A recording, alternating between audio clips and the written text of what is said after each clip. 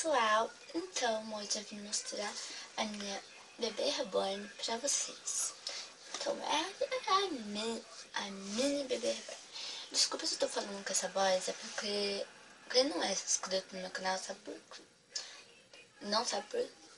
Bom, é porque eu coloquei num aparelho que abre só da boca e daí fica meio estranho de falar.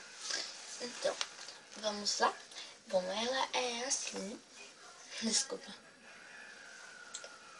Bom, ela é assim, bem pequenininha. Desculpa se eu tô falando algumas coisas que vocês não vão entender. Então, ela é assim, bem pequenininha. Tem a cabeça bem pequenininha. Ela veio com essa touquinha desse bodezinho.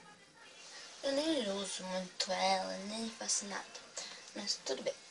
Bom, ela é muito fofa, ela vem com... Olha, né, acessório nas mangas dela, tá assim. Muito fofo. Já ela tem a mãozinha bem pequenininha. As duas mãos dela são bem pequenas. Os pezinhos. Já eu pintei tudo os pezinhos dela, coitadinha. Ficou muito fofa. Bom, a carinha dela é assim. Parece um bebezinho. Só que ela não é um bebezinho de verdade.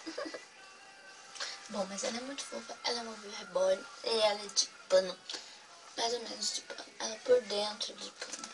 E ela veio com essa roupa, eu espero que vocês tenham gostado. Olha minhas pulseiras, não tem nada a ver com o vídeo, mas eu mostrei.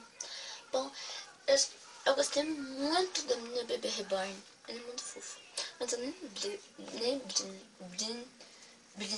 brinco com ela. Eu só deixo ela guardada porque ela é muito fofa e eu tenho medo de estragar, né? Então, esse foi o vídeo. Eu gostei muito do vídeo, de fazer esse vídeo. Eu espero que vocês tenham gostado também. Se inscreva no meu canal, deixe seu gostei e me siga no Instagram, que ela vai ficar muito feliz. O nome dela, eu não sei como que é o nome dela, que eu coloco muitos nomes, mas só que o nome dela é... Acho que... Eu não sei, porque eu tenho uma bonequinha que é uma Paloma, a outra é Sofia e a outra, a minha Furby Boo, que é Malu. Essa daqui eu acho que é o nome Melody. É Melody, mas eu acho que eu vou chamar ela de Emanuele. Vai ficar muito fofa. Bom, ela é muito linda. Eu espero que vocês tenham gostado. Deixe seu gostei, se inscreva no meu canal, me siga no Instagram. Tchau, até o próximo vídeo. Bye!